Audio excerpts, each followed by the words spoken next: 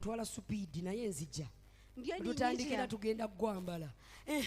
Hallelujah. Hallelujah. Najifuna gama ninsima yagireba. Tell your neighbor nisima. Sanyuka nnyo gwe. Iwe Sayuuni shemera mnonga. Muddamu nange tugenda buulira ffenna abakyala. Gamba sanyuka nnyo gwe. Sikuwulira sanyuka nnyo gwe. Omuwala wa Sayuuni. Iwe Sayuuni. Leekaana nnyo. Neddamu negamba gwe omuwala waki. Okigendedde nti ayise omuwala wa Sayuuni emirundi ebiri. Katuddemu omulundi gumu. Egambye sanyuka nnyo. Banange mulimba balokole munzire musanyuka nnyo. Gwe muwala wa Sayuuni. Leekaana nnyo. Gwe omuwala wa Yerusaalemi. Negamba laba. Kabaka wo ajja. Gy'oli. Gamba neighbor gy'oli. Gamba neighbor gy'oli. Kati weegambe gyendi. Kabaka wange ajja gyendi. Bw'otabuulira njiri ogenda vaano ng'otusaba transport. Gamba neighbor gy'oli. Kabaka wajja gy'oli. Yesu yebazibwe. Yesu asimwe. Yesu yebazibwe. Yesu asimwe. Yesu yebazibwe. Yesu asimwe. Simanyi nti njagala obasomesa endogoyi gyeva naye nje nkomyawo. Tinkwenda kubegesa endogoyi aheru kurugako kana komaho. Yesu yebazibwe. Yesu asimwe. Conference yaffe yogera kabaka ajja gy'oli. Orutane rutunu rugamba ha mugabo rukwijaho. Niwe nabadde nsoma. Konga kinani nshoma. Nina we nafuuse stuck. Hinaini kankayikwata. Nga sinnalaba kabaka ono. Ntakarebere mugabo ogwo. Wali wampita omuwala wa Sayuuni. Halibambanye tomuki wa Sayuuni. Amina ziganye. Amina. Wali wampita omuwala wa Yerusaalemi. Haliho rukunyeto muki wa Yerusaalemi. Kakati nga sinnalaba kabaka. Ntakarebere mugabe. Njagala kumanya. Nyetenga kumanya. Lwaki ampisa emirundi emeka? Ahabwa kiya nyetende. Sikuwulira amanyi Bible simanyi mwe mugisoma. Tinguma Bible mali naye ngisoma. Nyoni nshoma. Nenjegezaamu. Nenjambalamu. Nenjifitinga. Nenvaayo nga nyambadde lugoye lwensomye. Bwe nabadde nsoma. Nabadde njagala okumanya ani ono ampita omuwala wa Sayuuni. Nga sinnalaba kabaka. Ono ajja gyendi. Nze ng'omuwala wa Sayuuni. Neetegedde. Kubanga kabaka bw'ajja nga teweetegedde tomanyi nakyo. Tonantegeera. Abamu twagala obufumbo naye obuzibu bwe tulina kuyiga kunaaba abakyala. Amina. Oba nzizeyo ekiteteeyi kyange e Kampala. Ngende empola ab'emabega nnyinza obbakoona ab'Embarara mugenda kunsonyiwa enjiri yaleero egenda tusala emitima naye egenda tuwonya. Gamba neighbor olowooza ani omuwala wa Sayuuni. Naye bw'oyira na neighbor nga tayogera sooka omumpeera 10 omale omugambe twazze kusaba. Ayinza oba yeeraliikiridde renti omumpeera 10 omugambe ensiga etandikira awo. Mugambe lwaki ayogedde ku Sayuuni omuwala wa Sayuuni emirundi ebiri. Omukyalo omusumba sikumanyi naye onyiridde tusanyusa okulaba. Akuzeemu ki? Oba mwe mwabadde musoma ekyawandiikibwa temwagenderedde waawo. Tasobola bbanga yakikozesa nsobi. Ate kubanga yalina kyakkaatiriza. Ate kubba yali alina okubanga okitegeera olina okubanga otegeera lwaki akuyisa emirundi emeka.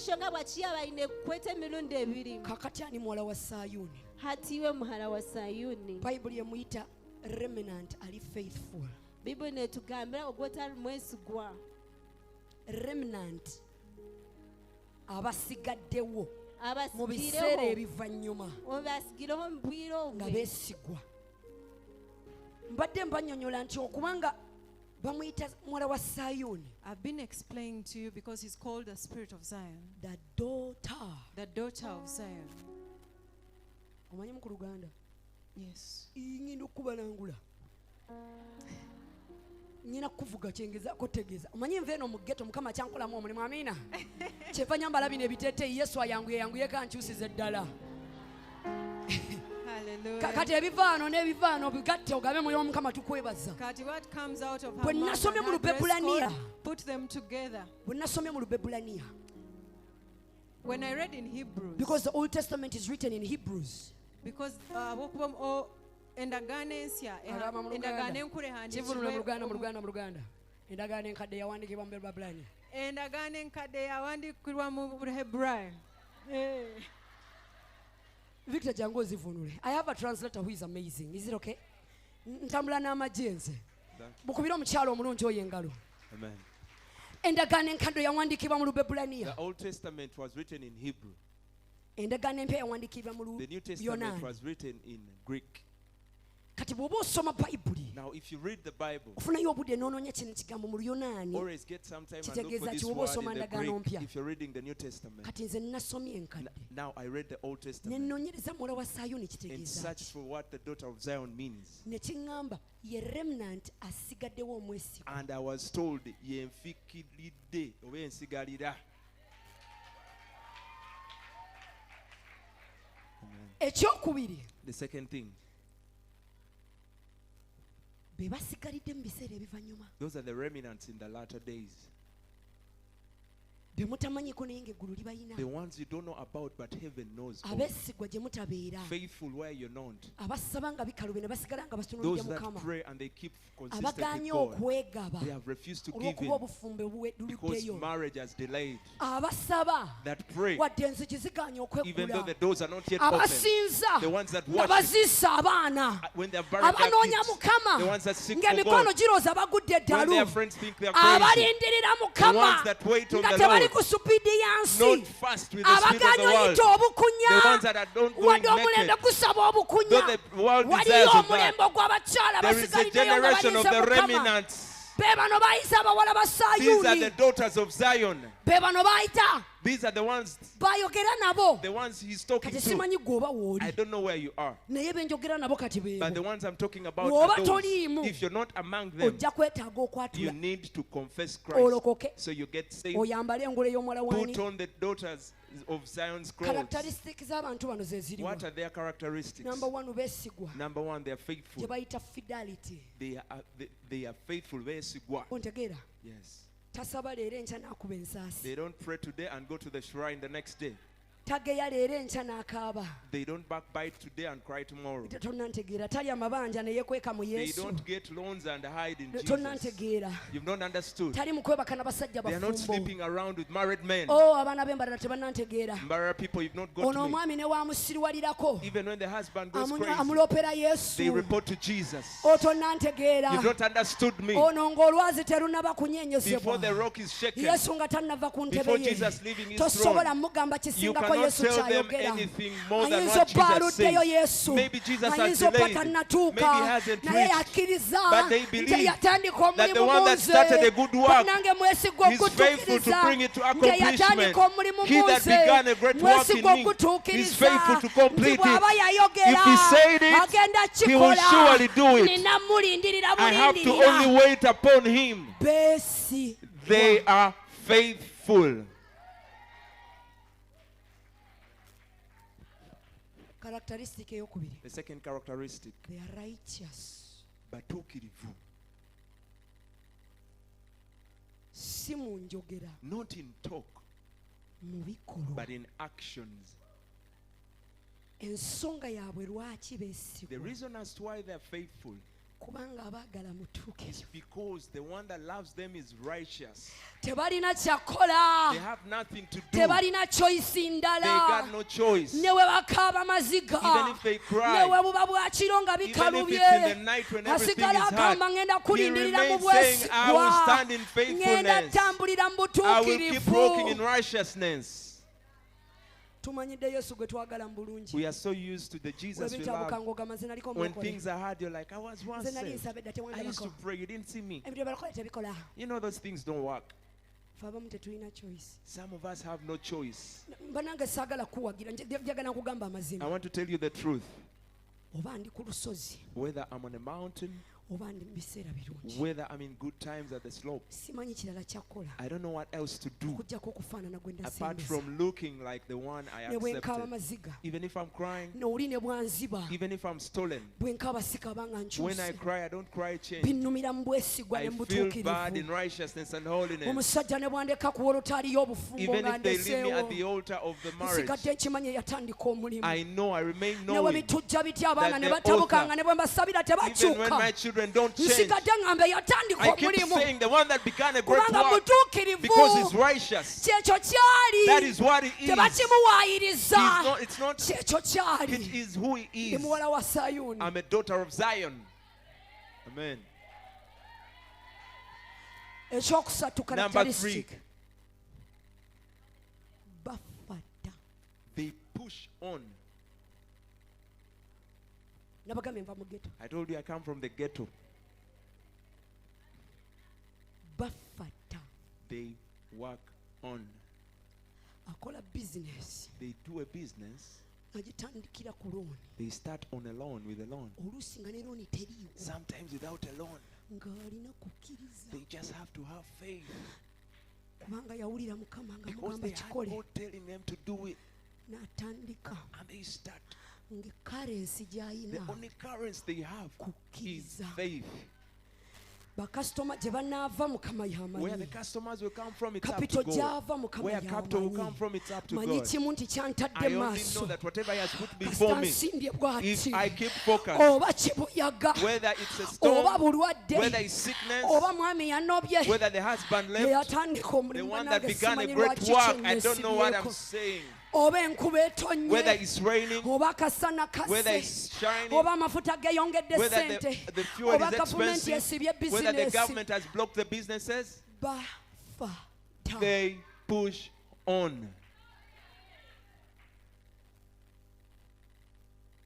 wali okeddeko n'okola ng'olina maziga gokka Have you ever woken up one day to work with tears in your eyes n'amagulu gano tegaseetuka and your feet are not even moving kubanga oyise mu kibuyaga because you've gone through a lot?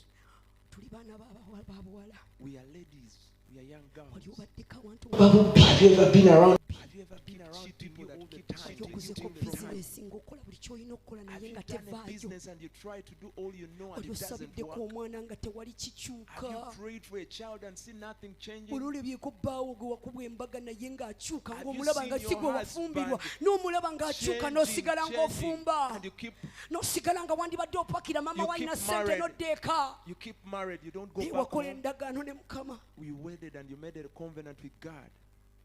simanyi oba nazze kwogera n'abantu bategeera I don't know ki whether I'm talking to people that get what I'm saying. wali oyimbyeko oluyimba nga ne notisi Have you ever tezikola sung a song which doesn't make sense in your heart? opanga ne buli kyopanga oddayo obuzimu You kyalo try to do this and that, but everything just oli obaddeko mu crumbles. bantu nga obayamba naye nga be bakubba Have you ever helped people that keep stealing you? n'omutunuulira nga talina wadda You look at bw'otamuyamba them, even if you didn't help them, they would have kubanga nothing. mukama yakuwa omutima omunene Because God gave you a great kubanga heart. yakuwa omutima ogulumirirwa Because He abantu gave you a heart that is for people. kubanga yakuwa omutima oguyamba Because He gave you a helping heart. gw'oyambye n'akutwala ku ssabo n'atandika You help okuloga someone and they go bewitch simanyi oba you. abantu bawano I don't know bategeera whether you people kyenjogerako understand what I'm abasumba talking bampulira about. n'okeera nga Pastors, kanisa okola buli you ky'olina wake up okukola and you do everything naye in ng'abantu church, tebalabika But yet people are not ate coming. ng'abajja bakusinga And the ones ebizibu that come are more troublesome than you are.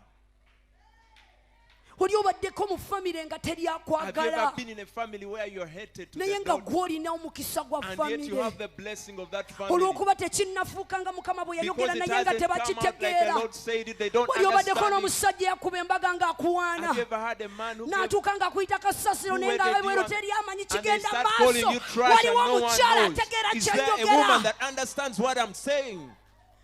n'osigala ku maviivi And you keep on their knees. Hey, Hey, mwana wa Sayuuni, daughter of Zion, mwana wa Sayuuni, daughter of Zion, mwambira neighbor, mwana wa Sayuuni neighbor, daughter of Zion. afata They push on. mugamba afata They push on. Tell them they push mwana wa on. Sayuuni n'amaziga mu maaso A daughter afata of Zion with tears in the eyes keeps pushing on. bakusaze gula olukindo n'ozaala n'okeera ng'abaana balwadde gw'olina You had obalabirira kuba surgery taata and you waabwe have to takola take care of your buvunaanyizibwa children because omwana the wa husband Sayuuni doesn't take their afata responsibility. They push on. simanyi kyakuleese mukazi I don't know ampuliriza what brought you, lady, listening to me. simanyi kyakuleese. I don't know why you came. Mulimu characteristics endala. There is another characteristic. Bebrani ekigambo ekyo kye njogedde ekya remnant. Hebrews, that word ensigalidde oba bafikidde.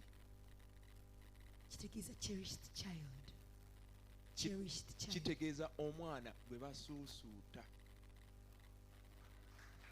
Nedda kati waliwo abalowooza nti okwagala olina bbanga buli kimu kigenda Now bulungi. some of you think to be loved you have to do everything right. N'amaggwa go, With all your thorns, Ne and trauma shortfalls, yo. with all your trauma, n'enkovu zo, with all your scars, n'ebiwundu byo. with all your wounds. Muwala wa Sayuuni kitegeeza Daughter of Zion means you are ayagadwa. cherished.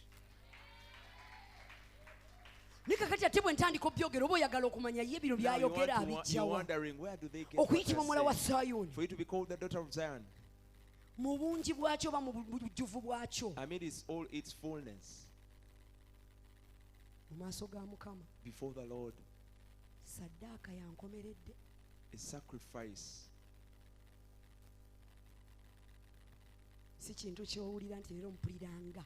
A sacrifice is not something you feel like Tuli doing. mulembe nga mufumbirwa abaana ab'obwana ne mugamba today I feel like I want We are to in a love you. generation where people feel like loving their Enkya spouses. n'omugamba ndi And they say, today offline. I'm offline, please. Nga hane And say, honey, nkwagala mu Febu I mukka. love you in February. Mu Don't March come mbeera to me off. in March, I'm off. Give me a break. N'ondagaano ya bulamu. This is a covenant, a life Kubanga covenant. akuyita muwala wa Sayuuni. Because he calls you the daughter of Zion. Akuwadde endagaano ye. He that calls you has given you his Nti laba ne covenant. bw'oyita mu He says, kiwonvu even if you go through the valley of Ne the shadow bw'oyita of mu death, muliro. even if you go through fire, wendi I am there. sirina gye I ndaga. am not going nowhere. Zabuli 23 Psalms 23 egamba Mukama ye says that musumba. the Lord is my shepherd. Siikola eki? I shall not Teera want. kolonyiyo. Put Sikuwulira that Mukama scripture ye for me. musumba. The Lord wange. is my shepherd. Seetaagenga. I shall not Genda want. ku luddako. Go to the next verse. Genda mu maaso omwana gwe. Number Speed. 2. Angalamizza mu ddundiro ery'omuddo He leads me beside still waters. eddako. Azza bujja amaanyi He gange. renews my strength and he guides me along Ankulembera right paths. okoze otya. Hold on.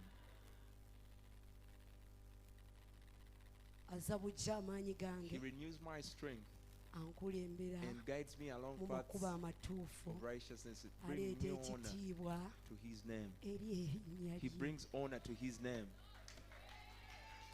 Bannange tabikolera oddeyo He weerage. doesn't do it so you go back brag. Biweesayo ekitiibwa. It's for his honor. Kankiddemu. Let me tell you. Kabaka yenna mu bwakabaka bwe. Every king in his kingdom, Bw'oba oyagala olaba obugagga when you bw'alina, want to see his wealth, obulabira mu bantu you see babamukolera. it depending on the people that work for him. Bw'olaba nga banyiridde, When you see them looking nice, ogamba obwakabaka nga then you bulimu ssente. wonder and fathom at this beautiful kingdom. Ndabika ndi wala nnyo kankireete waka. Maybe I'm so far. Let me bring it Mukama closer. bw'akola era nga bw'agenda When the okukolera. Lord works for you like he's going to work Takikoze for you, ogenda obagambe. he hasn't worked for you to go tell them. Akikoze kubanga kiweesayo He has done it ekitiibwa. because it glorifies him.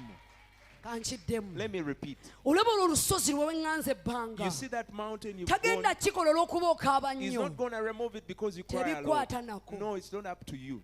Agenda kikola. He is going to do it. Akikoze. He has done it Olw'ekitiibwa. to bring glory and Ekyerinnya honor lye. to his name. Genda ku lunyiri Go oluddako to the next yanguwa. verse. Ti ne bwe That ntambulira even though I walk through the valley mu kiwonvu of the shadow eky'okufa, of death, ne bwe nkaaba amaziga nga tegaggwa mu kiwanga, even if I endlessly cry, ne bwe mpita mu bulumi nga teri asobola even bujjanjaba, amidst a lot of pain that no one can heal, bayibuli egambye sijja kutya. the Bible says that I will not be afraid. Not because ekizikiza Not because tekintiisa. the darkness is not scary. Bizinesi teri makati gange na The kizikiza. business is not between me and the Teri darkness. makati gange na It's musumba it's wange. between me and my God, my shepherd. N'agamba And it says, sijja kutya I will not fear, kubanga oli nange. for you are close beside me. Olugga lwo Your rod and your staff protect nankuuma. and comfort me. bino tabikola olw'okuba He ng'okaaba. doesn't do this because you're crying. Yesu amaziga go nga taata Yes, waakwagala, your tears are there. naye They loves abikola you. olw'ekitiibwa But he's ekidda doing eri it for the glory that erinnya goes back to his name. lye. Y'ensonga lwaki bw'amaze That's why okikkolera after doing it olina for you, okudda n'okwata you have to come akazindaalo back and get the n'obagamba microphone mujje and mulabe tell them, omusajja "Come and yambulidde see the byonna man that told me ebinkwatako." everything about my Ekyalo life. kirokoke kubanga So that people erinnya will be lye saved because lifunye his name ekitiibwa. has gotten honor and glory. Bonasi ogwo oli The bulungi. bonus, you're well off. Yesu yeebazibwe. Praise Jesus. Sibawulira Yesu yeebazibwe. Praise Jesus. Tell us the Lord in depth and in the truth. Ayogera He that is speaking taata. is a father.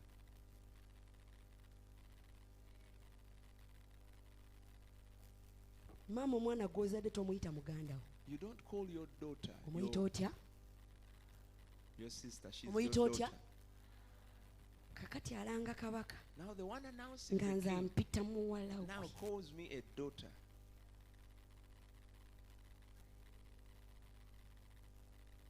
Abaani? Who are they to me? Sinnakuwulira mukyala abaani? Who are they? Tuli mu mulembe gw'abataata abavundu mu mpisa. We are in a generation of rotten fathers. Nsobola okubuulira amazima tulina wano abakyala I can tell you we have ladies here. ng'ekyakuyigiriza obusungu taata we yakulekawo The buto. reason as to why you're tough is because you're Tukanya left kusiiga at a amafuta. young age. We keep anointing you. Okanya ggwa ba asha ne You keep bakunyweza. falling and the ashes hold Naye you. ng'ekizibu kyangu But nnyo the problem is okusolvinga. simple. Mukama kugamba taata we yagenda naye nkyali For the taata. Lord to tell you your father left but I'm still your dad. Ekikuyisa abasajja bonna trash. Why you call all men trash? Waliwo eyayambala empale eyandibadde omusajja mu bulamu bwe There is a man that put on a trouser who would have been a man n'aweebula in your ekitiibwa life, kya taata and they betrayed all the glory eri omutima gwo. of a father to your heart. Bakyala ba Mukama kino kikaabya amaziga okwogera. Ladies, this is absurd.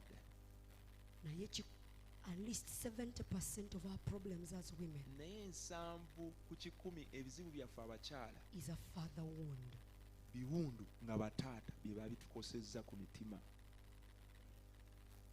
Njogera ku taata nga taata yakuzadde. I'm talking about a father that has given birth to you. Njogera ku mwami eyakuwasa Talking about a husband eyalina okuba taata who married you, who gy'oli was supposed to father you, n'akutyoboola. and they abused you. Njogera ku uncle I'm talking about an uncle eyasikira taata who is a heir to your father, n'akureepinga. and they raped you. Njogera ku brother wo I'm talking about your brother akuyisiza who has ng'ekitagasa. treated you like trash. Buli musajja yenna Every man alinamu ensigo ya taata has a seed of a father in nga them, buli mukyala yenna just like every woman bw'asitudde ensigo ya has a maama. seed and is carrying a seed of a mother. Enjawulo eriwo The difference nti ate taata yaweebwa obuyinza okubanga is afadhalinga the father who has given the responsibility to father, okuba priest. to be a priest of a home. Amiina. Amen. Nti kyannaku bangi abatuyiye And many of them have let us down, ate nga tomukwata omukanike. and you will not fix them. Katonda bwe yamutonda kitaawe alina omwetereereza. The Lord that created them is the one who is supposed to fix them. Kampiseewo nakano wadde tuli Let me siriyasi. even say this, though we are so Oyo serious. muzamiro yakwanya omusajja omusiraamu Muzamiru, the Muslim bw'aba guy, tamanyi mwoyo wa Mukama. chasing you. If they don't know the spirit Lekera of the Lord, olowooza nti ogenda stop mutereeza. thinking that you're going to change him. Kanziremu nkoogere Let me mukyala. repeat it, ladies. Bambi toleeta bikovu na biwunduwundu. Don't bring wounds and scars. Bayibuli egamba do not be. The Bible says that temulimbibwalimbibwa, Do not be unequally yoked. temwesibaako bikoligo. Unequally yoked kwe kugatta Oh, sorry. ebyoto Temwegatta na bintu bitali bya Katonda, bitalina mbala yammwe, nga tebiina your character. ebitalaba Katonda nga bwe That mumulaba, don't see God the way you see him. ebitabala kibala That don't kyabala. bear the fruit that he bears. Eyinza obbalaavu ebweru Maybe it looks like love on the naye nga outside, kikoligo ky'ogenda obunaabona but it's a nakyo. yoke that is going to Kanziremu disturb all your nkyogere. life. Abakyala abakulu bagenda kunjulira. Ladies, you will tell me. Teri woyimirira n'ogamba I love you ne bakuwa kiro ya sukaali. There is nowhere you stand and say you love someone and they give you a Kankiddemu abaana kilogram of b'obuwala sugar. abato abalowooza nti Young bakyaki ladies, eroda bakumalako You emirembe think the okugambako. church elders are on your case. Munnange laavu tesasula Love rent. doesn't parent. ensigo ey'omusajja mu ye The etya seed of katonda the man yegenda that okukola fears the Lord obuvunaanyizibwa will take the responsibility. ate singa efaanana mulaavu mw'oli And not the one that looks like the one in the love erina you are. embala oba ogiraba oba togiraba ng'efaanana mukama The other character looks like that of Christ. kakati waliwo eyagudde mulaavu aweza Now someone but, is so but much in God love. spoke. Mukama yayogedde. God first speaks by changing them. Mukama asooka bakyusa Asooka mwatuza bulokozi n'amubazisa ekibala n'alyoka amukuwa mulekeraawo okweteeka ku bbomu ezigenda obatta ku myaka emito. Stop bombing yourselves at a young age. Anti Zabuli, you don't understand. Zabuli tokitegeera. Feelings. Feelings zindi eno. Kyokka bannange. Nina eddakiika ntono. I have very few minutes. Nga bwe nabagambye tuli serious n'ekyo Like mbadde I told you, we are nkiyisaawo so serious, buyisi. I've even brought that to your attention. N'abakyala abakuzeeko mu myaka mu bufumbo Now, makanisa.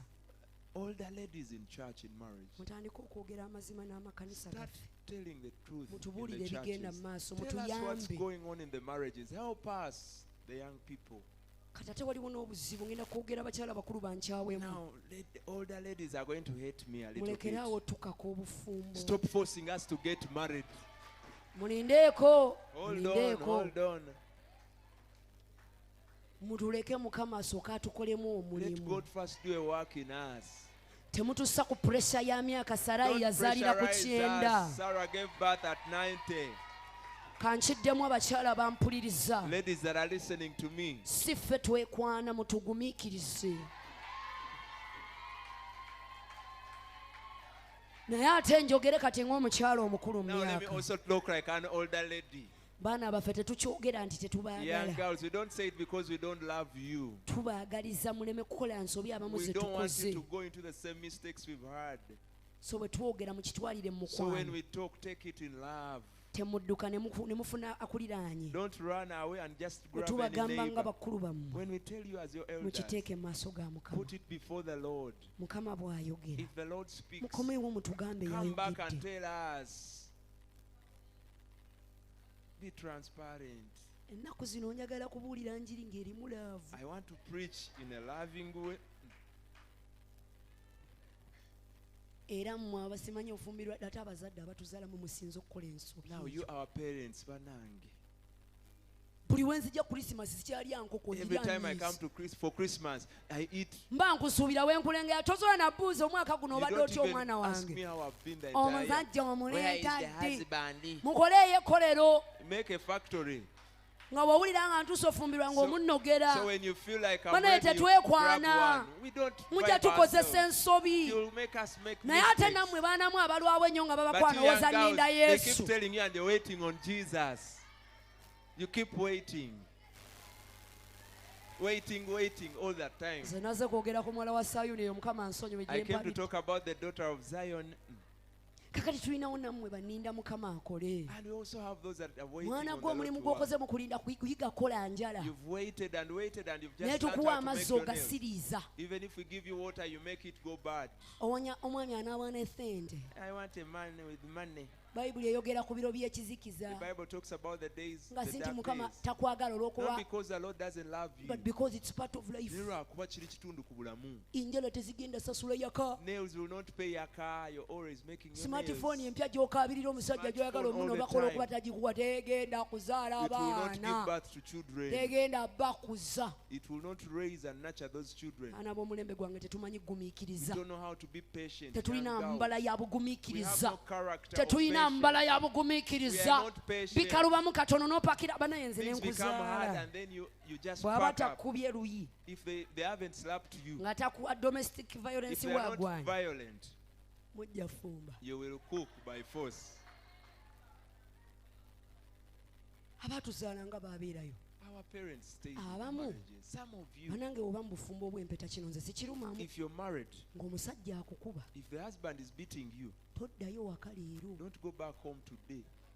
Aa bajja kutta They will kill you in the akukuba si ye marriage. yakutonda He didn't create ate bwe you. yali atutuma mu bufumbo And if you ng'obuweereza are sending us for the teyagamba marriages, bakubireyo empi He didn't bw'aba say you kuba go, they funa slap you. gw'ogamba genda Tell ku someone. poliisi tofiira mu maka mu bufumbo don't die in the marriage. kankiddemu ekyo kirumya quietly. abakyala bakulu mu myaka I know the older ladies abaana that this b'ozadde stuff. gwe weka abamanyi ng'abaana You know them as bwe children. banakuba ne bakutta ensinga ebabonyaabonya If they beat them, omusajja akuba simbala ya bwakatonda the vaayo man who is beating you is not godly. ofune gy'obeera bakuddaabulule naye bamuddaabululo Let him lyokoddeyo be rehabilitated. bw'aba empisa zivunze mukama asobola If he's rotten, the okutegeera Lord can understand omuntu you. akuba simbala ya katonda It's not godly to ate be biri beaten. mpatsi ez'eggwanga lyaffe ebimu And it's a lot in bakanyako several kubawoza parts. mukama yantuma mu It's bufumu the Lord bajja sent you in the marriage. They kuziika will bury you.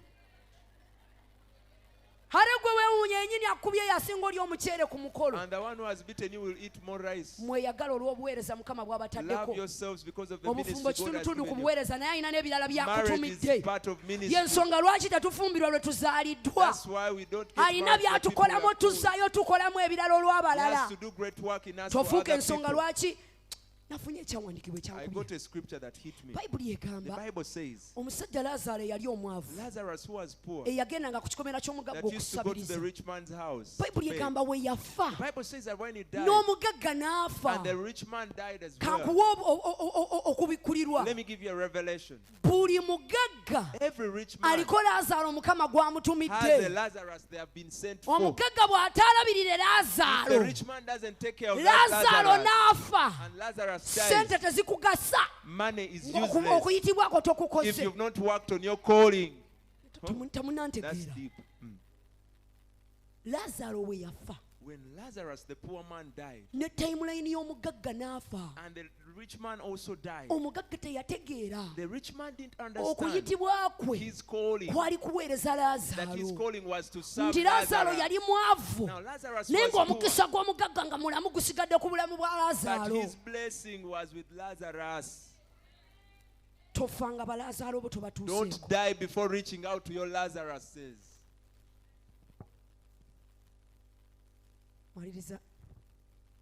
maliriza n'eddakiika 13 I have 13 minutes to ate get ndi done, mukazi wa mpisa and I am disciplined. ŋŋenda obakalakata mwenze temunzanyiza yesu naye nga waliwo ategeera bye njogerako Do you get what I'm saying?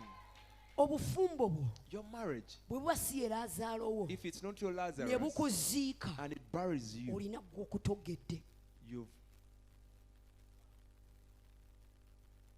njiddemu empeta kitundutundu ku mukama obuweereza bwakuwadde marriage is part of the responsibility God naye has bwe bwali given you. tebunnajja But before it came, waaliwo omuntu mu ggwe there was someone in you.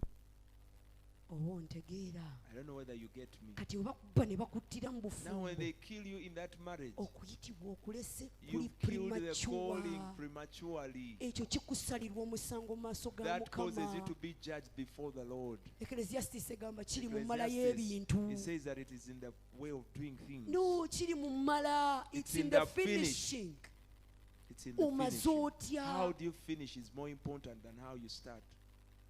do you understand what I'm saying Mutegeera kye ŋŋamba. ekyo ekintu nze nkivumirira ekyomusajja akuba omukyala For me, I disagree with men that beat kale their tolina wives. n'abakiganga gwe omukyala gwe otuula ku bbaawo n'atandika Now we okufanga have the other ones that abakiga beat the men. muŋŋamba amiina Bachiga say amen. osanze nti omukiga nakubye edda oluyi yesu anansaasira I'll beat you. era woba ondaba yonna gy'oli nga gwe musajja gwe bakuba naawe edduka ojja If you're fiira the mu man being bufumbo beaten, run away from the marriage. You will mukama amale die. kola mulimu mu Then the mukyala Lord will first work in that bannange woman. nvumirira ekivune ky'okukuba omukyala gw'ofumbiddwa I denounce oba that. gw'owasizza that tekiweesa kind of mukama fighting. kitiibwa It doesn't glorify ekyo God. kiddamaginga abaana ababatunuulidde It damages the omwana children ow'obulenzi looking at nafuna you. ensigo ng'alowooza omukyala balina kuba mukube The young man grows muzimu up mubi knowing nnyo that they are supposed to beat their spouses. It's a bad demon. ali okumanya dayimooni It's a very serious bayibuli demon. egamba mu yokaana The Bible 10:10 says in John nti 10:10 omubbi yajja that a okutta thief came to kill, okubba steal, and n'okuzikiriza destroy. kakati gwe goyita husband Now the one you're calling the bayibuli husband, emuyita mubbi the Bible calls them kubanga a thief yajja kutta because they came to kill, kubba, steal, kuzikiriza and to destroy you. okuva we wafumbirwa toddanga From the time mulootayo you got kirooto married, you kiwesa have mukama no other kitiibwa dreams that glorify God. oba nzireyo entwala eri ekiteeteeyi Why I should go away. Ogw'oyita sweet happy. The one you call sweet happy. Bayibuli yamuyisa mubbi. The Bible calls them a crook. Eyajja okutta, Who came to kill, okubba, steal, n'okola ki? and destroy. Bayibuli egamba The abaami Bible says that husbands mwagale love omukyala your wives nga Kristo like Christ bw'ayagadde loves ekkanisa. the church. Kakati olunyiriri lwa Yokaana Now 10:10 John 10:10 lugamba naye says, Yesu but Jesus yajja okugaba came obulamu, to give life, obulamu nga life in its bwamuyiika. abundance. Amen.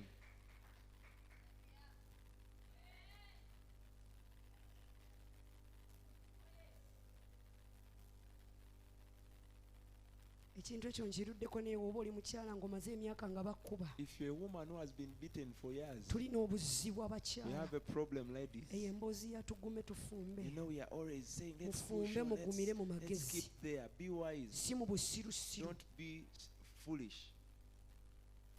Bannaye teri birabo mu ggulu There are no gifts in heaven eri abafiiridde ku bbomu. for the people that have died on time. Nga wagiraba ng'egenda And you saw a tulika. bomb almost. N'ogamba ndi And you said, I mula. am in love. Ekyo kimu. That's one. N'omulaba nga tagenda kugasa. And you see them not taking you anywhere. N'ogamba I will And he says, change "Nja him. mukyusa. Nja musabira. I will pray for him." Oli awo oli mu intercessory group y'abasabira You're ebyagaana. in the intercessory group of people that pray for Naye nga failed things. tebyagaana bujeemu. But it's just disobedience. Mpozi nagambye mbulira laavu mukwana ennaku zino. Tewali birabo mu ggulu There are no gifts in heaven byakufa for dying mu biseera by'otalina kufa. before your time. Teri kitiibwa ku linnya lya Yesu There is no honor on nga Jesus' tuzza name. okuziika When we come to bury you, ng'ekikussa si siriimu, yet you didn't die si of kansa, HIV, not si cancer, bulwadde buli saddeni. not any Akubye sickness. nga yakubangako yakakwana n'osigala ng'owozaamya The one who love. beat you, you kept in love. Mukazi yayogedde ku 7 spirits of God. The woman talked about the 7 spirits of God. Wisdom Magezi is of God. ga Katonda. Kati olinayo nammwe abalowooza nti bulokole nnyo okuguma Now you think you're so Christian. naye nga bakuba kutta. It's a lot of, being a Nze Christian. mpulidde emboozi ezikaabya They amaziga. are beating you today. Obwo obusajja obubakuba nga bubakwana Those temuddamu men that punyega. beat you, don't talk to Ate them. tetukusenga ku kidaala ky'ambaga nga kooleese. And we Bana shouldn't mwe find you tubasazaamu with mu linnya erya We Yesu. cancel you in Jesus' name.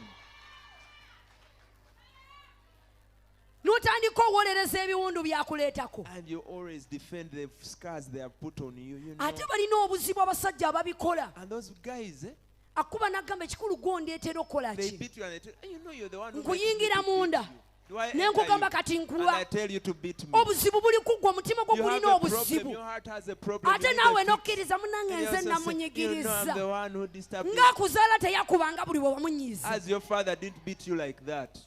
Yalina n'ensonga kuba They even yakusindise. had a reason because they Ovudde mu pushed maka you. Mukama akuweeseza ekitiibwa bazadde bo bampeta. Your parents are from a Oli married eyo home. obonaabona n'akasajja You're akakuba. suffering and struggling with a man that beats you day and night. Abakyala bamaama nange njogera nga maama Mothers, leero. I'm talking like a mother Bamaama today. ffe ababazaala tubawadde omukisa omusajja wabakuba komawo ewange. If you come back to our home, Sigenda kukuziika. I will not bury you. Bwe mba saakugyamu ng'oli If I did mu not lubuto abort you, ng'obwavu bwali bungi. the poverty was a lot. Nakusindika I katanfiireyo. pushed you, I almost died. Nenkuyonsa nga tewali yadde And ekikumi breastfed ky'amata. you without Bwe money. mba nakwagaliramu ebyo ebiseera. loved you then, Ate bino byendaba Katonda how about ng'akoze. now that I've seen Mwana the wange Lord's koma work? weeka.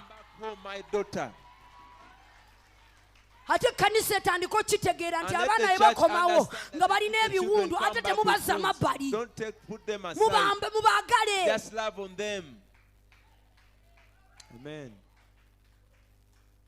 Eno enjiri teva katuuti ngate akatuuti kalina okyogerako. The pulpits don't preach Era about mukyala this. tukwebaza Thank you, watukuŋŋaanyizza. you've gathered us. N'otuleetera Mama. n'abatalina buzibu kwogera mazima. And you brought us people that have no Tewali problem birabo speaking mu the ggulu. truth. There are no gifts for people Ebyokufa mu biseera by'otalina who die kufa. before their time. Kyokka n'azza okusabira ku mulambo gwo. And even the one that has come to pray for N'agenda mu you. Bayibuli n'anoonya They'll go to the ekyawandiikibwa Bible nga and look for a yennyini scripture. mwamulopera n'atabalwanirira. And you talk to them and they never did Bannange munsonyiwe anything. nina obusungu eri abantu Forgive me, abatategedde I'm so Katonda mad at people that bw'atwagala. have not understood how God loves N'atandika us. Mukama And I yagera. said, the Lord, Era yawa abasazeewo He okutwala. gives and takes away.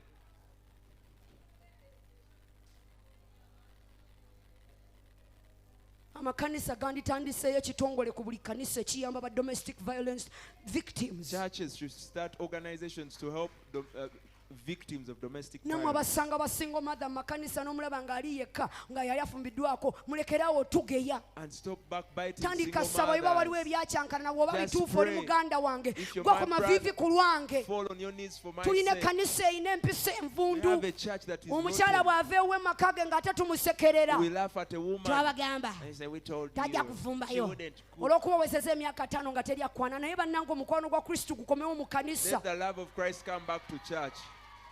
nga bw'oba n'ekiwundu sikwongerako If I don't nga nze backbite you with nkukwata the ne wound, nkubuuza I just nkuyambye get you ntya and nurse kubanga your kyekyo wound. yesu kyakolera Because that is ekkanisa. what Christ did for the bwe church. yalaba ekibi n'agamba ŋŋenze When he saw kufa sin, he went and died for the church. teyagamba He kabafiireyo. did not say, let them die. Amen. tekitegeeza bwe bikaluba vaayo. It doesn't mean that if it's tough, kugambye bwe you kiba go away. kitiisa obulamu bwo If it is scary to your life, tewammwe go back home and reset yourself. naye biba byakugumiikiriza kojja muwala wa sayuuni afata. The daughter of Zion is patient to the dot.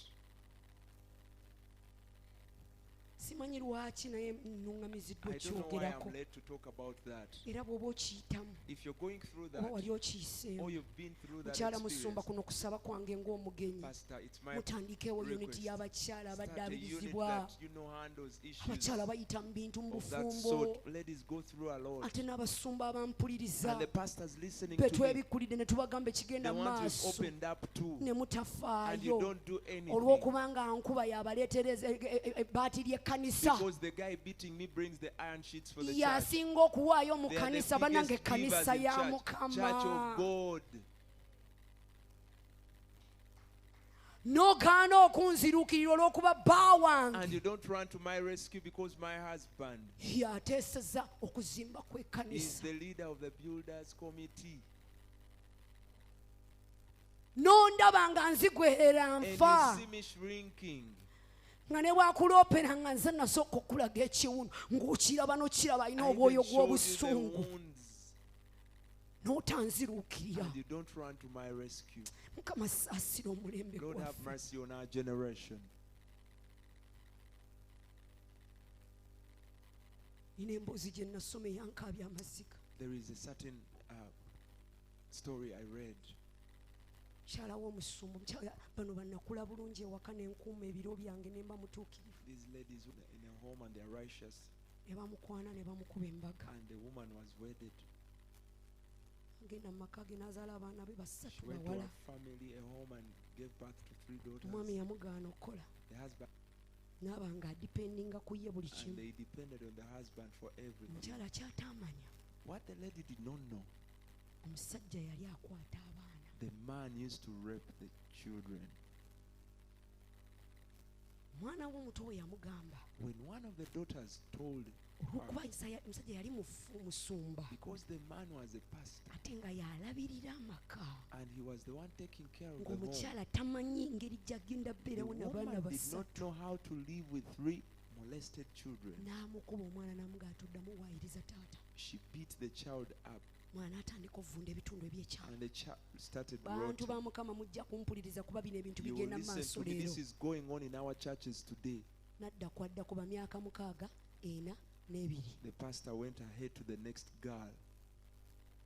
ng'awulira n'ekiro omwana ng'akuba enduulu. The mother would hear the child njagala screaming at temumusalira night. musango Don't condemn this man, kubanga tuli bangi abakikola. because many of us do that.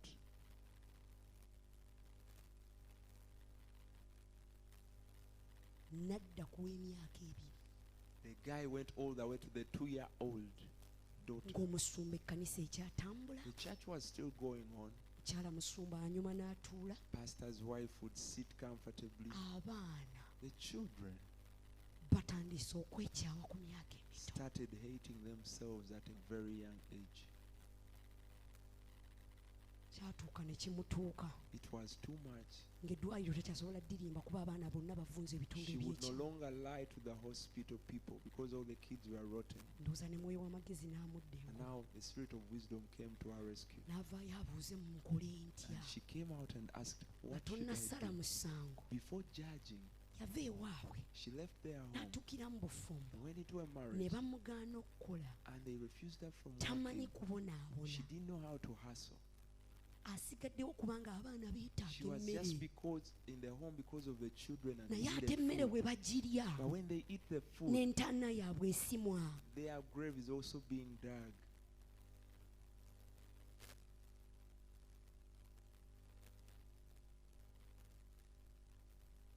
nkimanyi waliwo awulira kyenjogera I know there is someone hearing what temuli I'm saying. bangi nga kyennyini You're not so okitegeera many. kuba kyatuuka ku You gwe oba understand, kyatuuka ku mwana you've wo. ever heard of it or it happened to your child. eyo nsonga nkulu gwe okunoba That's a very big reason for you to leave that home. kubanga taata w'abaana Because the father of the home alina future has a future gye yeesaliddewo that they have decided ng'ategeera knowingly. ogwe nga kavaringi You y'abaana who is the covering of the children, ogwe magezi gaabwe ku myaka you're their gino wisdom at this age. bw'oba tokikoledde ggwe If you don't do it for yourself, dduka ku lw'abaana please run for the children's sake. mukama ajja The balabirira Lord will take care of all of you. kankiddemu bantu ba Let me mukama repeat it. wajja bbaawo amaziga There will be tears, waliwo okubonaabona there is suffering, naye bw'aba ye kitaawe w'abaana but if he's mukama the father of those children, ate bulijjo bwe bafa nga tetubasuubidde kufa tabalabirira doesn't he take care of them? bwe beewunza ne beewamba tabalabirira Doesn't he take care of them when they become crazy? lwaki kolo lwatajja balabirira Why wouldn't he take care of them then? kubanga ogamba banaagamba batya Because you feel like saying, what will they say? ekkomera ly'abaana bagamba batya mu baana ab'obuwala lye That lisinza prison otutta is so much onto our case, young girls. tuli bangi abali mu maaso ga mukama osaba empeta naye nga toyagala bufumbo Many of us are asking God olutalo for lw'abanaagamba the ring, batya but you don't want to be married. It's because you're wondering what people will say. simanyi lwaki nduddewo awo I don't know why I stayed longer there. taata yaani Who is the father? katonda akozesa muwala wa sayuuni The Lord uses the daughter of love okuyita muwala wa sayuuni okudda to call on the daughter of Zion to come back, okwexperiensinga to experience omukwano the love taata gw'alina eri muwala we that the father has to the daughter, nga si gwa bituli. not a broken kind of love. That's good. nga banzaala ne siriimu When I was given birth to with HIV, saayenda I did not commit any naye mirampeke fornication or adultery, naye mirampeke but I take medicine. nti nankwana yenna And everyone who comes nina to me, okwennyonnyolako naye nga I saakola have to nsito explain a lot, yet I did not make any mistake. nagenda mu rep center I went to a rep center. omwana nga bamutema omukono There is a girl who had lost their hand. nga taata we yagumutema The father cut the hand off n'amugamba bwe bagamba nti nkukwata and said, if you tell them Ne that guno I'm raping ŋŋenda you, gutema. I'm cutting the second one as n'aŋŋamba well. oŋŋamba otya He nti says, katonda how can you yaliyo tell me that God was there? waliwo abuuza oŋŋamba otya nti katonda gy'ali ku Someone bizinesi is engeri asking, the gyekalubyemu way my business is hard, where is nkeera God? n'enkola I wake up and go ntaddemu out. buli kimu I put in oŋŋamba everything. otya nti katonda How yaliyo do you tell me that nga the Lord was nafukamira ne there? musaba When I omwami knelt and prayed nampa for a ekisi husband kya simanyi kye and gave me kifuuse something. where was god Katonda yaliwa. mwoyo wa mukama alina amagezi The Holy Spirit is so wise. n'aŋŋamba ansa And he gave me an answer. nga si gye njagala It's not what I loved, naye nga gy'alina but it's what he heard. kankiddemu Let me repeat it. nga takoze nga nze bwe nali njagala He did akoze not do akole according to how I wanted naye him nga to do, yakola but he worked. nkulage katonda mu bibuuzo ebyo Let me show you God in those questions. bw'oba okyali mulamu If you're still alive, wadde munda mujjudde ebiwundu whether you're hurting inside, abaddewo the Lord has been there. kankyongereko Let me repeat. olunaku lwe wazuukuka nga depression akutta suicide akuli ku mutwe That day you woke up with a lot of n'osigala depression, ng'ofuluma enju the ogenda level okole of committing suicide, ne and you went out, weebumbabumba ne weeyolayola n'ofuluma connected yourself, put yourself weewo together. katonda we yali That is where God olunaku was. lw'oziika maama wo That day bataatawo you buried your n'okaaba mother n'okeera and n'ogenda ku cried and you ssomero woke up and went to weewo school. yesu we yali That is where Jesus was. Amen. singa nga bw'oyagala abeerewo not as you wanted him to be. nti saagala beera mulekwa And I don't want to be an orphan. saagala kundeepinga That I don't want to be raped. saagala obufumbo bwange I don't buleme want my marriage to fail. ne bw'oba tewafa nga buweddewo But if you didn't die when you died, yaliwo he was there, present. wakaaba ne gakuggwa mu kiwanga You cried, ne gakuggwa mu kiwanga you so bitter. n'obulwa n'omuntu akuwuliriza And no one listened to you. naye watuula mu kisenge mu But you busungu sat amidst anger n'okaaba ng'oyombesa and empewo cried, quarreling to the wind. olowooza teri yakutikkula ng'okaaba Don't you think there is someone who lifted that weight off when you were crying? gw'omanyi ebintu by'oyiseemu bantu bameka ababiyitamu ne basigala nga bafaanana nga Do you know bw'ofaanana how much you've been through? omanyi twerabira mangu You know we forget easily. n'okeera ng'oli susayido naye nga bakuyitako bagamba omukazi yakula You bulungi wake oyo. up, look suicidal, and people are wondering how big olowooza you are. kyangu okunyirira ng'olina You ebizibu think it's easy to look nice with problems. omanyi abakyala simanyi leero You know, kyabaleese ladies, I don't know why you came to. golowooza byangu okuddamu okufata nga ebizinesi You yafudde think it's easy to keep pushing n'osibiriza when the business n'olyalwo troubles n'endala and you get another. olowooza ezo embavu gwozeewa You think you give yourself those. yesu yaliwo Jesus was there. He yaliwo was there. tolina kisenge kye wayingira n'otusibwako kintu ekikyamu nga There taliiwo is no wall you went into. yensonga lwaki wafulumayo ng'oweekeera That's why naye you came out of yaliyo all those rooms alive. yensonga lwaki ne leero That's tukulabako why you see waali it today, because Jesus is there. Amen. abaddewo He has always been there. abaddewo He has been there. bayibuli egamba yimusa amaaso The Bible gofaanane says nga that dawudi raise your eyes and be like David. teyatugamba gayimuse ng'oseka He says don't raise them when yagamba you're crying, gayimuse wadde laughing. tegalaba bulungi Raise them even if they're not gayimuse looking wadde well. gajjudde ebiwundu Raise them even if they have gayimuse tears. wadde okooye Even if you're tired. gayimuse wadde bikalubye Even if things are ogamba hard. okubeerwa kwange My help kuva eri gwe mukama mu cometh ggulu from the Lord in heaven. abaddewo He has always been there. ate waali And he is there okutikkula by'otamanyi nti yeetaaga to otikkula lift off every weight that you don't know needs to be so bwe lifted nkugamba off. bamuyita taata If I tell you he's called a father, si taata lw'omwagadde not the father when you need him. bayibuli egamba yeremiya emu It 5 says Jeremiah 1:5 nakumanya that I knew you nga sinnakuteeka munda y'amama before forming you in your mother's womb. oyo yakumanya yakwesooka He that knew you, yeremiya 29:11 Jeremiah 29:11. n'agamba nti nina And he says that pulaani behold, I have good plans for you. nsokumbuza zabbuli mugana amaziga And you might wonder, pulaani where are the plans in this tear amidst this crying? mukwase buzito Just give him the weight. odde wano emabbali Go to the side. owanike emikono Raise okole your by'olina hands up okukola and do whatever you're supposed to do. ajja kuwa results He will give you good results. Amen. bantu ba mukama twerabira mangu We forget so easily. twerabira mangu We forget. God bless you, twerabira mangu We forget easily. ennaku neekuwamba bweti nekwambala nga And the bulangiti sorrow gets onto you like a neweerabire blanket. yakumanya nga You forget the tonnazaalibwa person who knew you before you n'ova were ne mu formed. kanisa n'ogamba You tebikyakola even left church ate thinking it bw'ova mu doesn't kanisa work. kakati tokyalina nangeri gy'ogenda And kulaba now you yakumanya have no way of knowing the one who solution knew you. nyangu The nnyo solution is simple.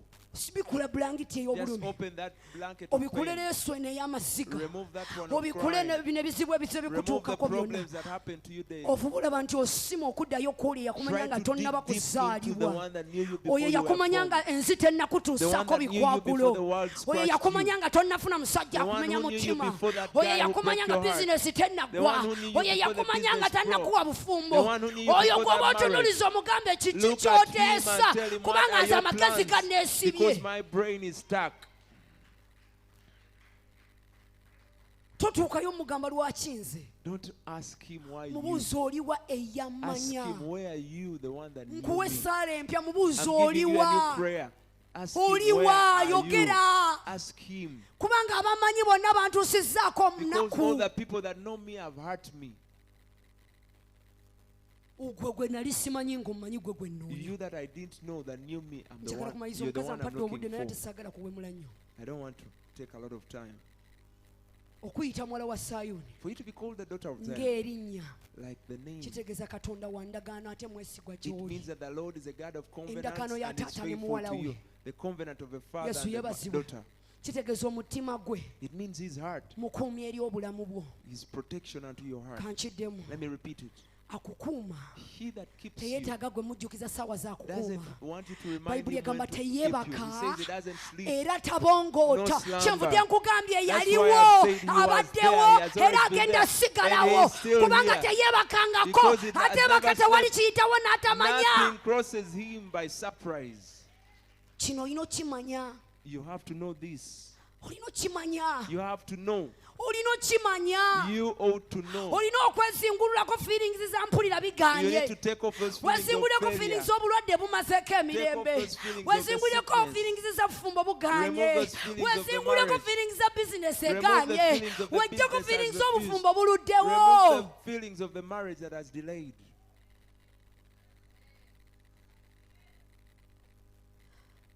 Okuyita muwala wa Sayuuni For you to be called the daughter of Zion, kitegeeza it means kya bunnabbi nnyo it's a very prophetic ate thing. kisuubizo kya And kuddaabulula it's a ng'ebintu promise that bitabusi. you need to renew yourself No, no, in. no, no, no. It's a promise of restoration. It's a kisuubizo kya kudda bujja. Kanchidde mu bwakama muwala wa When he Sayuuni says you're a daughter of Zion, kitegeeza n'ebiwundu byo byonna it byonna. means that all your wounds, Nze muzadde I am the ate parent nze musawo. and I'm the doctor. Nze ŋŋenda I'm okuddaabiriza gonna fix nga you sinyumiza muntu yenna without nga telling sikulaalaasizza without telling nga anyone, sikusalidde musango. without judging you. Okuyita muwala wa For me Sayuuni to call you a daughter of kitegeeza Zion, nina agenda it means okunkuba that I lipeya have ne bwe someone who's going to binsoboko. repair me even when I mess up. Okuyita muwala wa For you to Sayuuni be called the daughter of Zion, ebyo bino bino biriko ebyawandiikibwa. all those Ekyasoose have scriptures. The first ekyokubanga one taata wa ndagaano is the gy'oli. father of a covenant to you. Olunyiriri lwawo lukubye sama. Wano ewali redemptive nature. Lusuubira Zafaniya 3:14-15. Zephaniah 3. Si kugisoma bajja giwandiika bagisome You're bana right. bakyala basoma Zephaniah bayibuli zaabwe. 3:14 to 15. Okuyita muwala wa Sayuuni For you to be called the daughter of kitegeeza Zion, katonda wo aggyewo it means that the ekibonerezo Lord has ky'ekibi kyo. taken away the punishment for your sin. Kankiddemu Let me repeat. tulina abaweereza We have ministers n'abantu abaagala and Mukama people that love the Lord, abaamanya Mukama that knew the Lord, naye ne bawaba and they deviated. nga mu butuufu yannafuwala Truly they were weak. yatendewalirwa. They lost it. Abamu ku bo be babeegasse ne bazaala nga si Some bafumbo of them have bampeta gotten children out of naye nga marriage. wasinzanga But you used to worship. kati olw'okuba okimanyi obukaba kireeta embala y'ekibonerezo Now because you know that fornication brings sin, punishment, oyagala Mukama you love the Lord. naye kakati mu kumwagala Now because you love Him, watandika okwesalira you omusango. started judging yourself and you condemned yourself. Kati ne bw'okola ky'owulira nga Mukama tasobola Now you feel kusonyiwa the kuba Lord wakikola cannot forgive you okimanyi. because you knew what you did. Okuyita muwala wa For you Sayuuni to be called a daughter of Zion, kitegeeza ajja kusonyiwa ensobi z'okoze it mu means He butabo will bunafu forgive bwo. all your weaknesses and Kankiddemu mistakes. si ng'oyagala gwo n'ogenda ne weeyendeguza Not because you want and you just go n'ogamba and it fornicate is and you say the grace such is my enough. love. Ekkanisa ya Mukama ekwewuunyisa leero maama. You wonder at the church today. Nze Yesu anjagala munda. You know Jesus loves me inside. Ennyambala yange mujje esonyiwe. Leave alone my dressing. He only minds about my heart. Yatugamba mujje nga He bwe said, muli. come as you are.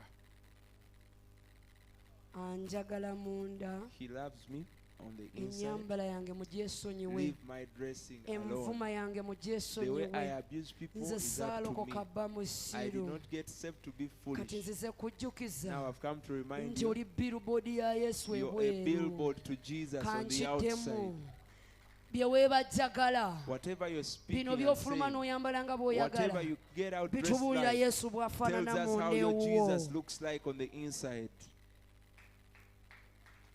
Tetukusalidde musango kuba miniyo. We've not judged you. Put on the way you want. Ky'olina omanya yeeyo billboard ya Just Yesu know that's Jesus' gy'ositudde. billboard you're carrying all over. Bayibuli egamba munsitule erinnya Because the Bible lyange says that lift my name abantu banaakola ki? so that people will see me. Kati bw'oba Yesu bw'otyo Now bw'osazeewo that's how you've musinze bwe decided to lift Jesus through your tukole dressing. kanisa.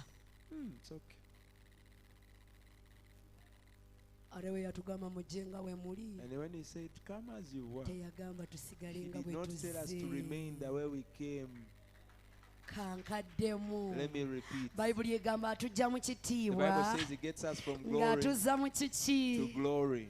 Kaakati gwe maama Now you led obusungu myaka 5 5 years of anger and bitterness. musumba budde ngenda kumumaliriza mu Pastor, dakiika I am ezitali done. zaawa. I'm getting done. in a Ekkanisa few. enkooye batandise n'osumagira.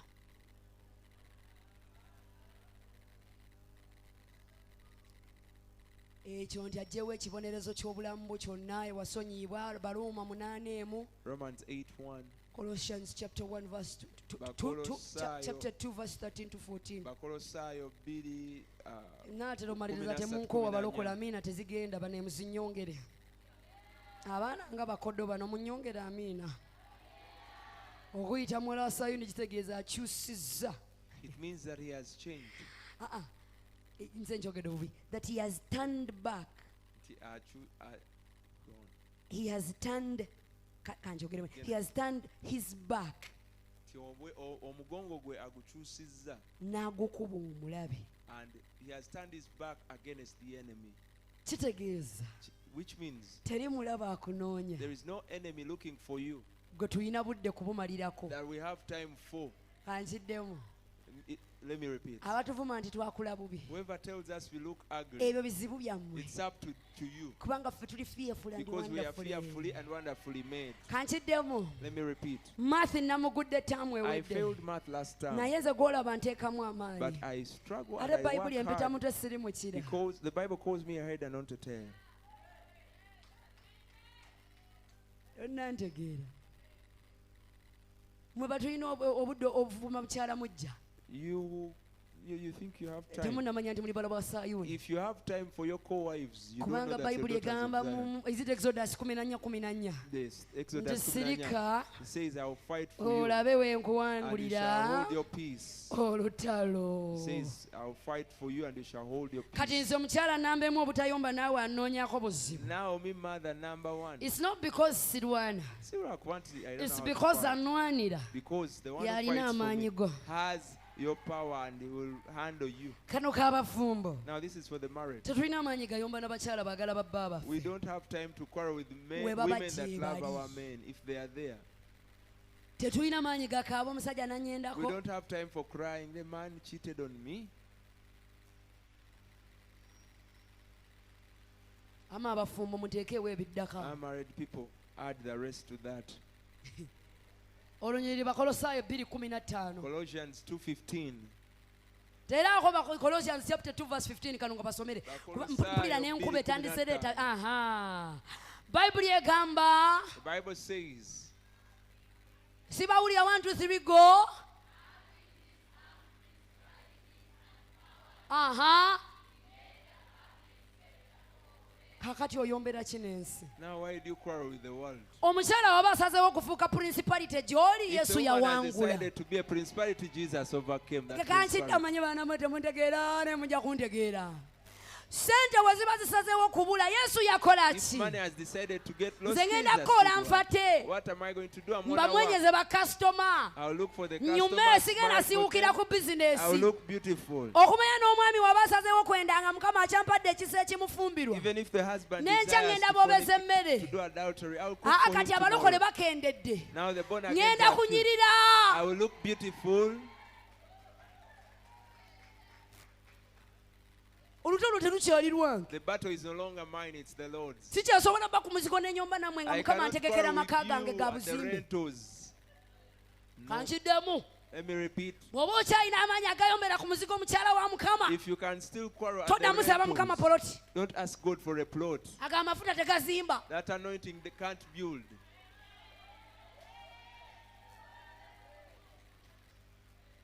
Ekikuyombya amanda agebabbye ku sigiri. The reason as to why you're quarreling because of Kubanga the chapel. yakeewammwe Mukama tannakuwa ku ssente Because the Lord has zimusasula. not given you money to pay your Fe abalina ssente amanda tugasiga. We who have money, we give them the man away. Yawangula. Having this armed Yawangula. he overcame. Tali mu kuwangula He's not yawangula. triumphing, he triumphed.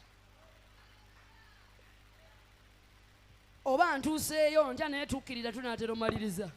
We are almost getting done. Naye nga nkoze nnyo mpulira temunkooye. Temunkooye. Nene byensomesa nga biringa ebyeyongera obweyongezi obungi.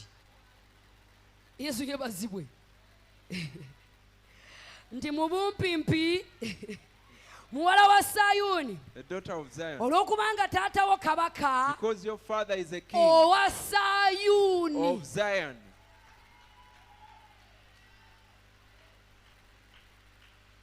Muwala wa Sayuuni, Daughter of Zion. taatawo Your father ye kabaka is the king of owa Zion.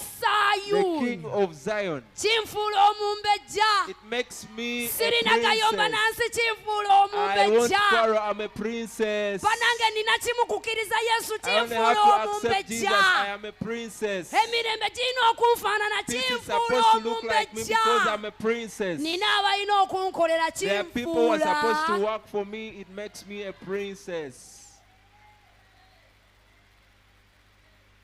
Kankinnyonnyole. Let me break it down. Kitegeeza It means nature ye nga kabaka esukkuluma it means that his nature as a Esukkuluma. king, his nature as a ku king kubeerawo kwange. is more than my Yeremiya presence. 5 egambye The naakumanya. Bible says that I knew you, Kitegeeza waliwo eyaliwo meaning that there was nga sinnaba someone nakujja. before I even came. Oba ntegeerekeka. Am I being understood? Okumuyita taata eri obulamu nga ye kabaka wa For Sayuuni him to be gy'oli. called a father to you and is the king of Zion, Kitegeeza ye yakwananze okubeera mu relationship it naye. means that he made me get into a relationship Balokole with him. temukyampuliriza.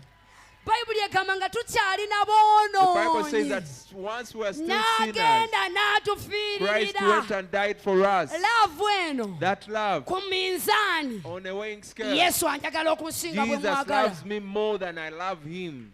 Olaba batakuba ngalo. You see, you're not Mwe mu clapping. relationship ng'omusajja omwesibako bwesibi. Kanzire mugumu. Laavu eno This love, nina ensobi I nnyingi. have so many shortfalls. Yo It ntuukirivu. is righteous. Laavu eno This kind of love, eyagala nnyo. love so deeply Mbeera omuwanguzi okusinga n'amaanyi ge that I neerwanirira. am more of an overcomer than my Tonnantegeera. strength. Laavu eno This love eyagala nze nfumbe mu bufumbo obutukuvu nga wants busanyufu me to- bulina ssente temuli bulwadde. wants me to stay in a good marriage. Tonnantegeera. Laavu eno This love enyumirwa okundaba nga nze ndabirira abantu ku kyalo nga enjoys seeing siri me taking care mwavu. of other people in my village. Kitegeeza omulimu eguba gubuze laavu eno eri mu Meaning this kunnwanirira. love is fighting for me Obufumbo without a babuluddeyo job. laavu eno Marriage has erina taken gweri off. mu kalakate ye Love is mutereeza ku breaking and lwange. counterfeiting someone for my sake. Amen. Andi twomanyira Katonda gwe tukolera n'alyoka atuwa omukisa. And you know, Owaffe akola the Lord that we work for works. because Kubanga. Bayibuli egamba we The love Bible says twagala. because Kubanga. because Kubanga. because Kubanga. sikulya because Kubanga. he first loved. Tumwagala kuba ye yasooka okutwagala. Nina gwe nzijukiza nti ensobi wazikola naye akwagala I'm osinga reminding ensobi someone zo. who made mistakes that the Lord Nina gwe loves you more than your nzijukiza shortfalls. nti addiction ekusumbuwa waliwo akwagala ogiwangula osinga The Lord gw'oyagala. loves, wants you to overcome that Kitegeeza addiction more than you. n'ebiruddeyo Meaning all that has alina been mulimu made, gw'akyakola. he's still doing a work. Tayagala bireeta nga He birema. doesn't want to bring it broken. Muleke nno mbabuulire balokole. Let me tell you, Abamu essaala ze tusaba ennyingi ezo some of the prayers we make is because omwagala tetumwesiga. is because we don't trust him. Kubanga amwesiga yamugamba luli nti neetaaga Because the obufumbo. one that trusted him said, Leero "Today yaze they have nkwebaza come to omusajja thank oli him for mukolako the ku good man lwange. that is working on." Mutandise obutanyega.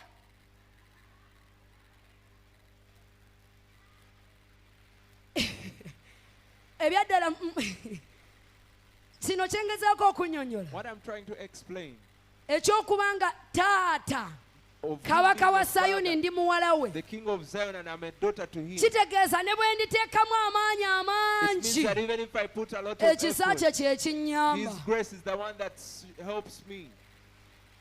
Tonnantegeera You've not understood me. ne wengezaako okusaba nga sigwa Even if I try to mu pray, magezi gange sisobola in my kyekolera wisdom, I don't know kimala how to do it on my own. ekisa kye His grace, ekisa kye His grace kisinga amaanyi ge nteeka mu byenkola is more than byonna all the strength I put in whatever I do. okuba nga ndi muwala wa sayuuni For me to be a daughter of Zion, zakariya 9:9 Zechariah 9:9 kitegeeza kabaka ajja means that the king naye is ajja eri coming, omwana ow'obuwala coming to a daughter ategedde engule ye nga who muwala wa has understood their sayuuni crown as a daughter of bw'oba Zion. totegedde kyensomesa If you've not understood, kabaka tojja mutegeera ne you won't understand the bw'akuyitako king even if he passes by. yesu yeebazibwe Praise Jesus. yesu yeebazibwe Praise Jesus. kitegeeza gwe okulaba kabaka It means for you to see the king, n'akulaba to ng'oweewaabwe see him like your olina his own. okwambala nga You have to bw'ayambala dress like he dresses. olina obba n'endowooza Have a gy'alina thinking like he has.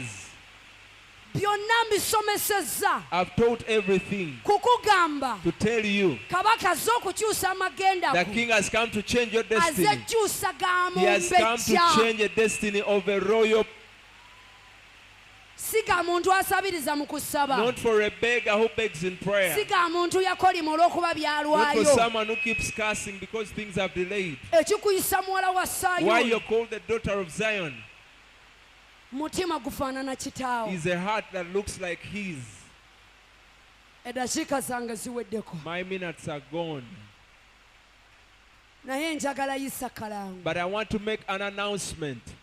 buli kye wazze nakyo nga kinyigiriza Whatever omutima you came with that is troubling your heart, buli kye wazze nakyo nga mutima gwo musanyufu eri katonda whatever you came with and your heart is rejoicing unto yazze God, okutuma omuntu nga He nze has come to send a person like me. teekako sayuuni agamba nti sanyuka He says, rejoice, sanyukira ddala waggulu rejoice aloud, muwala wa sayuuni daughter of Zion, muwala wa kitaawe daughter of your father, so omuwala ensi not a gwekalabudde girl that has been So so omuwala much ensi scratched by the world, gweremye. not a girl that has so failed, omuwala akolima olw'okuba not a tebiseetuse girl that curses because things gwagamba are not moved. asanyuke The one that telling to rejoice muteeketeeke okussa okubanga kabaka is amusinkana prepared to meet the king. nzize okusaba buli mukyala I've come mpuliriza to request everyone muteeketeeke listening. emmeeme zammwe kabaka Prepare your abikole hearts, the Lord will work on it. toddayo nga bwe wazze Don't go back like you came. bw'aba alina kyayogedde nga mulimu mu gwe If he mugambe has nkolaamu said it, tell him omulimu to do a work in me. era buli mukyala waayimira waali awanike omukono And every tugambe woman essaala where you are, eno let's make this gamba prayer. ayi Say, yesu Lord Jesus, nze muwala wa me, sayuuni daughter of Zion, abadde takimanyi who did not know, naye kati but nkimanyi now I know nti ndi muwala wa that I'm a kitange daughter to my ndi muwala father. wa kabaka I'm a daughter to the king. nga bw'oyise Like you ewange passed by my home, nyamba help me, oh God, nfaanane to look like you, ekifaananyi the real image eky'omuwala wo of your daughter, okusobola osanyuka to rejoice olw'okukyala kwo for your visitation, olw'okujja kwo for your coming, olw'obulokozi for bwo your salvation, olw'omulimu gwo for your work, olw'obutuukirivu for your bwo righteousness. nkwebaza mwoyo wa I mukama thank you, Spirit of kubanga God, okozeemu omulimu